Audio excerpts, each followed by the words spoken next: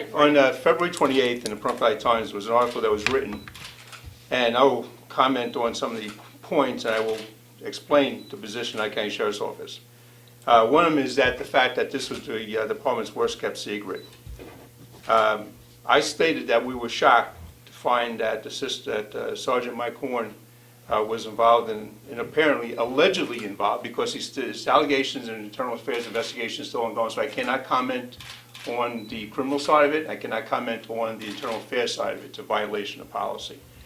But apparently there were several sources, all current deputies, that were not authorized by the article, by me, to speak publicly.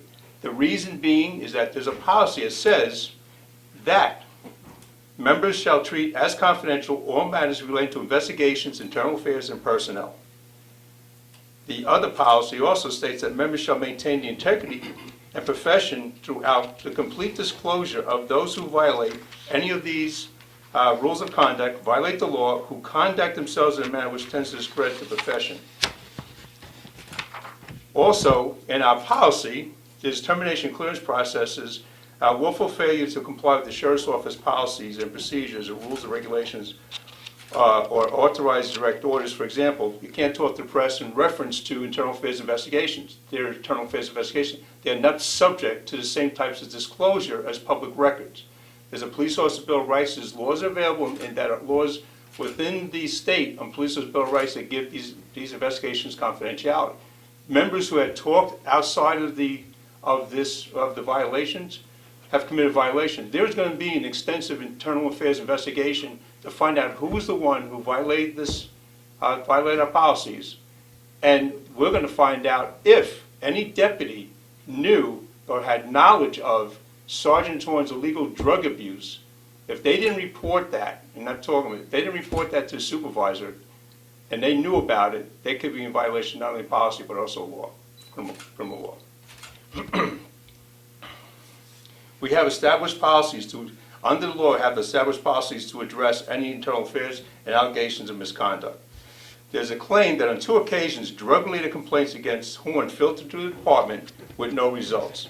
The first came to narcotics detectives in 2007 from a former sheriff's deputy, and numerous sources from the paper articles tell similar stories about what had happened. Essentially, Sergeant Horn, through the allegation that was in the paper, on a night party, gave some friend some pills. The friend was conscious, and Sergeant Horn rushed him back into the house in Boulder City, with the ex-deputy and he was actually a Boulder City cop at that time, where he lived.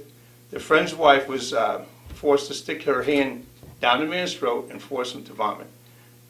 We want to know why. I would have asked why they didn't contact any medical people to find out why there was an ambulance responding. But nevertheless, from this officer, his stomach was full of pills. The officer, who did not want to be identified later, the officer said that he and people with Horn discovered a cache of drugs and syringes in the bag Sergeant Horn brought with him into the home. From the officer, he committed 3 or 4 violations right off the top of my head. I called a narcotics officer at Nye County, he said.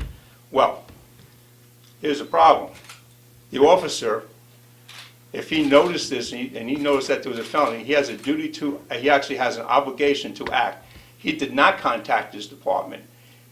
I will address what happened when I sent an officer in to investigate this.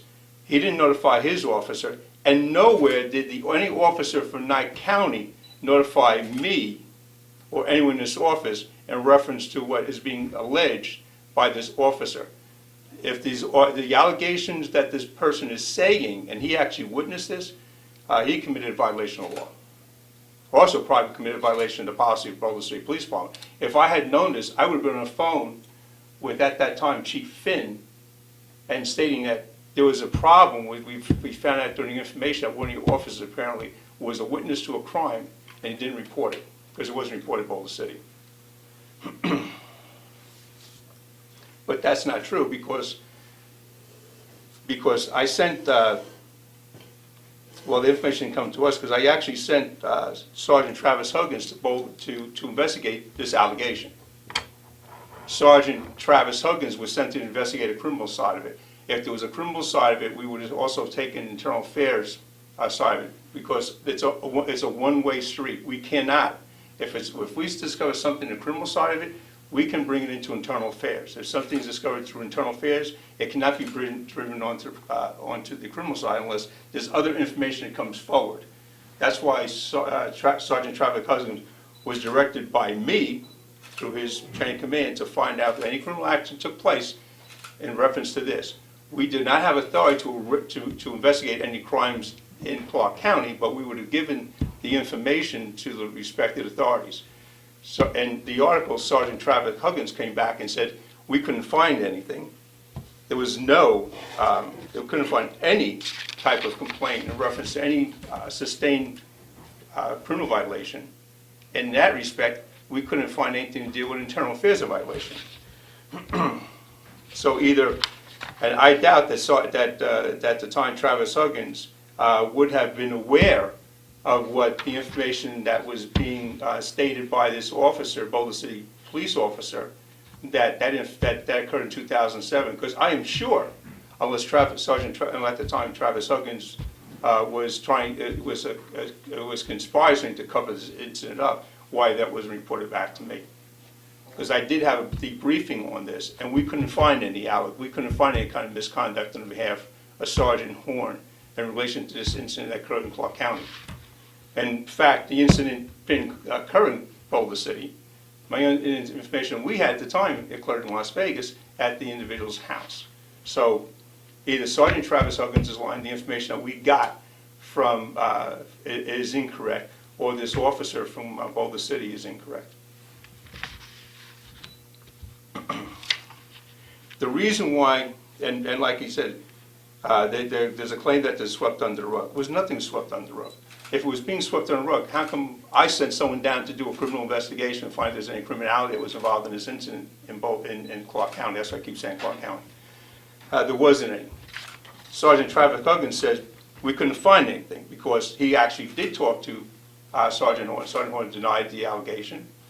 The person involved denied any allegation. We had no corroborating witnesses because this officer apparently at that time didn't say anything in reference to us. He said there was an incident that happened in Clark County. I found out about it, sent the officers down there to look at it from the criminal side, and if there was anything to do with the violation of policy, we conducted a criminal affairs investigation, and we would have had information we could have given to the respective law enforcement agency down in Clark County to investigate this as a criminal action. Didn't occur. The issue that Sergeant Travis Huggins, who was a union president at the time, would realize that in order for us to investigate internal affairs, there has to be some sustained allegation or some allegation. If we sent him down there to investigate a crime and to also let us know if there was a violation of policy, if he couldn't find anything, we couldn't then all of a sudden initiate an internal affairs investigation. For what? We didn't find anything. We talked to the people involved and they couldn't substantiate any type of an allegation, so we're going to investigate you anyway. Apparently, there was a second complaint that was alleged to have occurred, where Mike Horn we're naming Mike Horn by subordinate last year. According to former Captain Beck, he was alerted to suspicious behavior, according to the article, and referred the man to the narcotics squad. He states, according to the article, a deputy came to me and said Horn wanted to count pills that he was turning in. Beck said, I think I talked to the narcotics unit about it. The problem with that was, if it came to my attention, I would have directed that to internal affairs, not to narcotics. Especially if we had a deputy that was saying that that Sergeant Horn was somehow interfering with putting evidence into the evidence locker. And this was never brought to my attention because I will tell you exactly what I've done. It would have went to internal affairs. Why Captain Beck decided that should go to narcotics, I can't understand that. That's not their job. When this comes to the attention of the agency where there's a misconduct involving a policy violation and some of the misconduct, it goes to internal affairs. That wasn't brought to my attention. He says, I don't believe it was shut down by the sheriff or anything. It wasn't, because I didn't know about it. Like I said, if I knew about it, I would have redirected that investigation to internal affairs.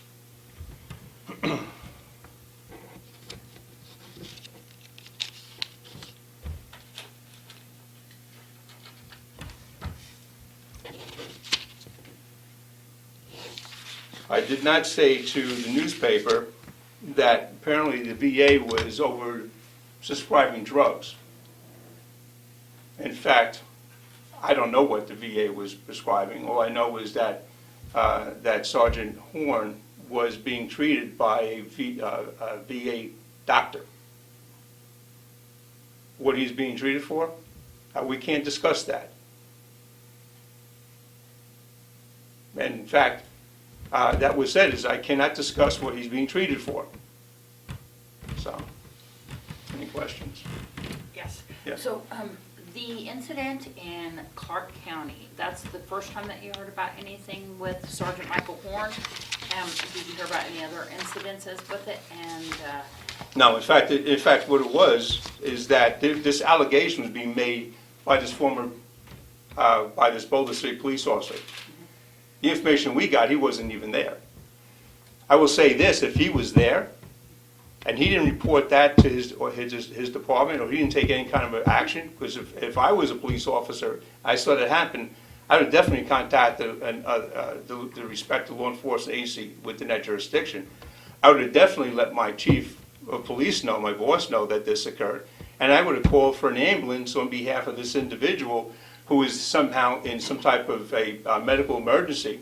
Stick in your hand. I've been an EMT, worked in trauma hospital for quite a few years, and I'll tell you that even to this day, sticking your hand down someone's throat is not a treatment for someone that's maybe suffering from some type of an overdose, which is being alleged. If that officer was there, you would have a duty to first of all contact proper medical authorities, and he would have had a duty to report that to local law enforcement agency, and he should have reported that to chief of police, because that's a responsibility. I would hope that any of my people get involved in something like that, they let me know. If they didn't let me know, they would be basically in violation of policy. you said that the second incident and the second report came about when Sergeant Michael... And listen, you say something. From Sergeant Travis Huggins, who was investigating this, there was nothing to that investigation. It was cleared. For him to say, and this will catch me, because if you look at what the law says and you look at the policy says, it says you cannot start all of a sudden going on a witch hunt, and it says, and I'm just paraphrasing, going on a witch hunt for an officer once you can't find any reason why you start doing an investigation. One of the other issues is that was brought out was the fact that, well, there's in our policy that we could at any time brought him in for a drug test. That was in the newspaper article. Here's the problem with that, and the union would know this. I mean, it's amazing that I deal with police officers who we give training to know the difference between reasonable suspicion, probable cause, and just bringing somebody in on a hunch. You're dealing with legal terms. You're dealing with, when you deal with reasonable suspicion, which is in our policy, you're dealing in legal definition. And legal definition says you can't do it on a hunch. There has to be articulable, reasonable reasons why you're doing that. Not because may happen or we have a hunch. There was never any signs of intoxication or any inappropriate behavior being exhibited by Sergeant Horn. In fact, what's kind of interesting is that the day that this is allegations that has to go through a criminal process, and investigation has not even that's we're doing. What's going to widen this investigation was reported in the newspaper by members of the Knight County Sheriff's Office violating policy. Okay. And it could be, if we find out that it was members of the Knight County Sheriff's Office, there's deputies in the Knight County Sheriff's Office that knew about behavior and not bringing that behavior forward, they could actually be in disciplinary jeopardy as well. So it's going to be. This is not. We're not looking at this and all of a sudden someone going for a newspaper and we're just going to blow this off. Oh no, it's going to be. It's going to be wide because I want to know if someone's been covering up